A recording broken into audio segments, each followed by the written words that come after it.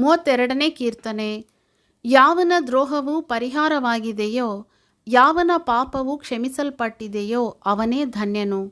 ಯೆಹೋವನು ಯಾವನ ಲೆಕ್ಕಕ್ಕೆ ಅಪರಾಧವನ್ನು ಎಣಿಸುವುದಿಲ್ಲವೋ, ಯಾವನ ಹೃದಯದಲ್ಲಿ ಕಪಟವಿರುವುದಿಲ್ಲವೋ ಅವನು ಧನ್ಯನು.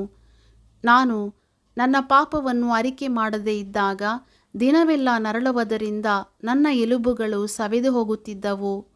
ಹಗಲಿರುಳು ನಿನ್ನ ಶಿಕ್ಷಾಹಸ್ತವು ನನ್ನ ಮೇಲೆ ಭಾರವಾಗಿತ್ತು. ಬೇಸಿಗೆಯ ನೀರಿನಂತೆ ನನ್ನ ಶರೀರದ ಸಾರವೆಲ್ಲ ಬತ್ತಿಹೋಯಿತು. ಹೀಗಿರುವಲ್ಲಿ ಯೆಹೋವನ ಸನ್ನಿಧಿಯಲ್ಲಿ ನನ್ನ ದ್ರೋಹವನ್ನು ಒಪ್ಪಿಕೊಳ್ಳುವೆನು ಅಂದುಕೊಂಡು ನನ್ನ ಪಾಪವನ್ನು ಮರೆಮಾಡದೆ ನಿನಗೆ ನನ್ನ ದೋಷವನ್ನು ತಿಳಿಸಿದೆನು. ನೀನು ನನ್ನ ಅಪರಾಧ ಪಾಪಗಳನ್ನು ಪರಿಹರಿಸಿಬಿಟ್ಟಿ. ಇದರಿಂದ ಭಕ್ತರೆಲ್ಲರೂ ಸಕಾಲದಲ್ಲಿ ನಿನ್ನನ್ನು ಪ್ರಾರ್ಥಿಸಲಿ. ಮಹಾಪ್ರವಾಹವು ಅಂಥವರನ್ನು ಮುಟ್ಟುವುದೇ ಇಲ್ಲ. ನೀನೇ ನನಗೆ ಮರೆಯು, ನಿರಪಾಯವಾಗಿ ನನ್ನನ್ನು ಕಾಯುವಿ. ವಿಮೋಚನ ಧ್ವನಿಯಿಂದ ನನ್ನನ್ನು ಆವರಿಸಿಕೊಳ್ಳುತ್ತಿ. ಯೆಹೋವನು, ನಿನ್ನನ್ನು ಉಪದೇಶಿಸಿ ನಡೆಯಬೇಕಾದ ಮಾರ್ಗವನ್ನು ತಿಳಿಸುವೆನು, ನಿನ್ನನ್ನು ಕಟಾಕ್ಷಿಸಿ ಆಲೋಚನೆ ಹೇಳುವೆನು ಅನ್ನುತ್ತಾನಲ್ಲ.